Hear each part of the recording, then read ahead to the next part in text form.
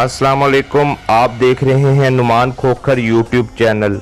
आज की video don of Daska में हम अजीम बट अल मारूफ जिम्मी बॉस का जिक्र करेंगे, जिनके सर का इनाम 30 लाख रुपए मुकर्रर था।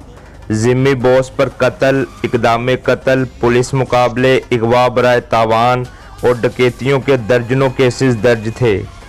जिम्मी बॉस जैसे जुर्म की दुनिया में आया वो एक दर्दनाक दास्तान है, जिसमें हमारे मुआशरे का अलमिया भी शामिल है कि जिसकी लाठी उसकी भैंस वाली मिसाल है। आप इस वीडियो में मुकम्मल मालूमात जान पाएंगे। मेरे चैनल नुमान खोखर की प्लेलिस्ट में don of Pakistan, don of Punjab, don of Sindh, don of Lahore और डिफरेंट सिटी डॉन्स के अलग अलग फोल्डर्स हैं, जिनमें 75 से ज़ायद मुख्तलिफ मशहूर डॉन्स की लाइफ स्टोरीज़ हैं। किसी भी दोस्त को किसी भी शहर या गांव के मशहूर डॉन के बारे में मुकम्मल और दुरुस्त मालूमात हों तो वो अपना व्हाट्सएप नंबर कमेंट में शेयर कर दे, मैं उससे रब्ता कर लूँगा। वीडियो शुरू करने से पहले अगर आपने मेरा channel Numan Khokhar subscribe, like और शेयर नहीं किया तो इसे सब्सक्राइब कर लें और बेल का बटन दबा दें ताकि आपको नई आने वाली वीडियोज़ मिलती रहें। तो आइए वीडियो शुरू करते हैं।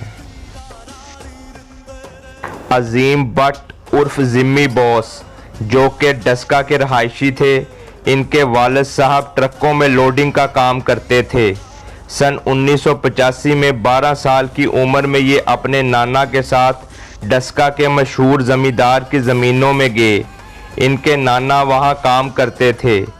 चौधरी ने इनके नाना को किसी वजह से बुरा भला कहा जो जिम्मी बॉस से बर्दाश्त ना हुआ और इसने चौधरी को पत्थर उठा के मारा, जिससे वो जख्मी हो गया। इस वजह से वो चौधरी जिम्मी बॉस के खिलाफ हो गया। चौधरी मुख्तलिफ तरीक़ों से जिम्मी बॉस को तंग करने लगा, नाजायज़ पर्चे दर्ज करा देता, पुलिस से तशद्दुद कराता और हर मुमकिन तरीके से जिम्मी बॉस को हरासा किया जाता, जिसकी वजह से जिम्मी बॉस इन हालात से तंग आ गया और उसमें गुस्सा और बगावत के अनासर बढ़ने लगे। इसके कुछ अरसे बाद जिम्मी बॉस का डस्का में एक दरबार में लड़के से झगड़ा हो गया, जिसकी वजह से जिम्मी बॉस ने उसे छुरियां मार दीं, लेकिन बर वक्त हस्पताल ले जाने की वजह से उसकी जान बच गई। जिम्मी बॉस जेल चला गया, लेकिन कम उम्री की वजह से जल्द ही जेल से आ गया। जेल से आने के बाद उसकी दलेरी में मज़ीद इजाफा हो गया और अब उसने एक और झगड़े के दौरान लड़के को गोलियां मार दी, जिसके बाद वो फिर जेल चला गया। जिम्मी बॉस जुर्म की दुनिया का मुसाफिर बन चुका था। जेल में उसकी मुलाकात नाजी बट से हुई, जो टॉप 10 इश्तिहारी था। अपनी अक्खड़ तबीयत और गुसीली आदत की वजह से इसमें बर्दाश्त नहीं थी। कुछ अरसा मज़ीद जेल में रहने के बाद ये जेल से आ गया और इसने अब इरादा कर लिया था कि वो कभी जेल नहीं जाएगा।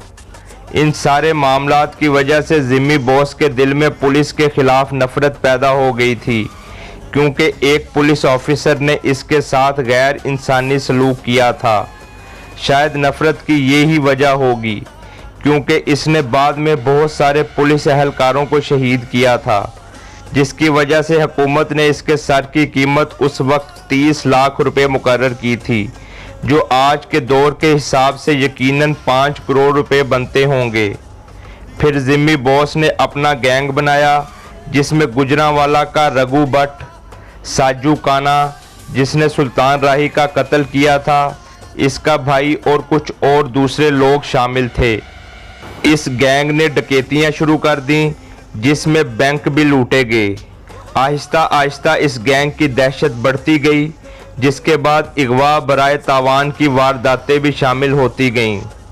जिम्मी बॉस ने वो पुलिस ऑफिसर जिसने इससे बदतमीज़ी की थी, उसे गुजरांवाला नंदीपुर पुल पर 4 और पुलिस एहलकारों समेत शहीद कर दिया, जिसकी वजह से Jimmy boss most wanted list में आ गया और इसकी दहशत पूरे ज़िला में फैल गई। डस्के का बहुत बड़ा जुआ, जिसको आला शख्सियात की सरपरस्ती भी हासिल थी, वो जुआ जिम्मी बॉस ने 2 मरतबा लूटा। इस वजह से भी इसकी मुखालफतें बढ़ती गईं और दुश्मनियों में इजाफा होता रहा। जिमी बॉस बहुत अरसा इश्तिहारी रहा। सियालकोट में एक फैक्ट्री के मालिक से उन्होंने डकैती के दौरान गाड़ी, गैर मुल्की करेंसी और कीमती अशिया छीनी। एक दफ़ा एक पुलिस नाके पर इस गैंग का पुलिस मुकाबला हुआ, जिसमें दोनों अतराफ से भारी असलहा से शदीद फायरिंग की गई। इस फायरिंग में एक डीएसपी, एक एसएचओ और 5 मुलाजम शहीद हुए, जबकि कई पुलिस एहलकार जख्मी भी हुए। ये नाका इन इश्तिहारियों को पकड़ने के लिए लगाया गया था। इस वाक़े ने पंजाब भर में उस वक्त कोहराम बर्पा कर दिया था और इस गैंग को देखते ही गोली मारने का हुक्म दे दिया गया था। इस वाक़े के कुछ अरसा बाद तक ये गैंग रूपोश रहा, जबकि दूर दराज के इलाकों में डकैतियों की वारदातें जारी रहीं। जिमी बॉस के बारे में बताया गया है कि वो गरीब परवर शख्स था। उसने कई गरीब लड़कियों की शादियां कराई थीं, कई गरीब लोगों का इलाज कराया था। हर मुमकिन तरीके से वो जो कर सकता था उसने गरीबों के लिए किया था, लेकिन वो वडेरों, जागीरदारों और जालमों के लिए कहर था। उस वक्त के टॉप 10 इश्तिहारी ग्रुप भोला सुनियारा, नाजी भट्ट और हुमायूं गुज्जर से भी जिमी बॉस का राब्ता था, जबकि इसने इलाका गैर में भोले सुनियारे के पास भी अपना इश्तिहारी टाइम गुजारा था और भोले सुनियारे के कहने पर भी काफ़ी वकूए किए थे, लेकिन ये इनके साथ मुस्तकिल नहीं रहा, बस कुछ अरसा ही रहा था। एक दफ़ा गुजरात पुल पर इनका पुलिस मुकाबला हुआ, जिसमें 2 पुलिस मुलाजमीन शहीद हुए। लाहौर के एक मशहूर बदमाश को जिमी बॉस ने पुलिस की वर्दियां पहनकर कत्ल किया था। नारोवाल के मशहूर भट्ट, जो दुश्मनदार हैं, उनके साथ मिलकर उनके मुखालफिन को कत्ल किया। इनके साथ जिमी बॉस का दोस्ताना था। ये वकुआ नारोवाल का बहुत बड़ा और मशहूर वकुआ था। पंजाब भर में जिमी बॉस का ताल्लुक था और इसने अपने दोस्तों के साथ मिलकर मुख्तलिफ मकामात पर मुख्तलिफ औकात में उनके मुखालफिन को कत्ल किया था। जिमी बॉस के अजीज़ मुनीरा चैम्पियन को इनके मुखालफिन ने कत्ल कर दिया था।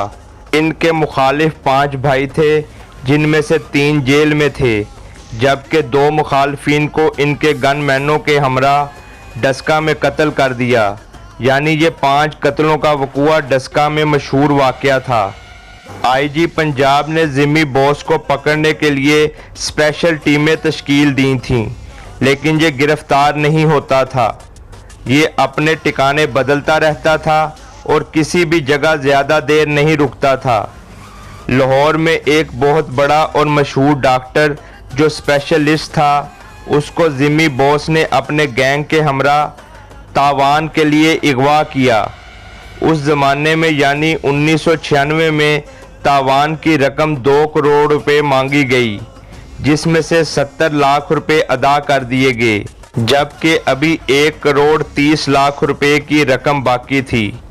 लाहौर पुलिस हरकत में आई, जो बताया जाता है कि मुखबरी का नतीजा था। जिमी बॉस पर पहले ही भारी इनाम मुकर्रर था, लिहाजा उस जगह पर जहां डॉक्टर को रखा गया था, पूरे लाहौर की पुलिस ने घेराव कर लिया और इनको गिरफ्तारी का कहा, जो ये नहीं माना। दोनों अतराफ से फायरिंग की गई। इस फायरिंग में 2 पुलिस एहलकारों को भी गोलियां लगीं, जबकि जिमी बॉस के भी 2 गोलियां लगीं, एक टांग में जबकि दूसरी कमर में।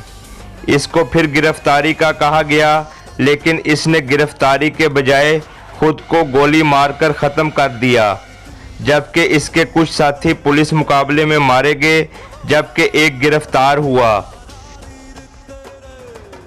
मेरी तमाम वालिदैन से गुजारिश है कि अपने बच्चों की तालीम और तरबियत पर ख़ास तवज्जो दें और उन पर कड़ी निगाह रखें, क्योंकि माँ की गोद पहली दरसगाह बताई जाती है, ताकि वो अच्छे इंसान बन सकें और मुल्क पाकिस्तान की तामीर और तरक्की में अहम किरदार अदा कर सकें। उम्मीद करता हूँ आपको वीडियो अच्छी लगी होगी। मेरा channel Numan Khokhar subscribe, like और शेयर करना ना भूलें और बेल का बटन दबाएं, ताकि नई आने वाली वीडियोस आपको मिलती रहें। इसके साथ ही मुझे इजाज़त दें। अल्लाह हाफिज़।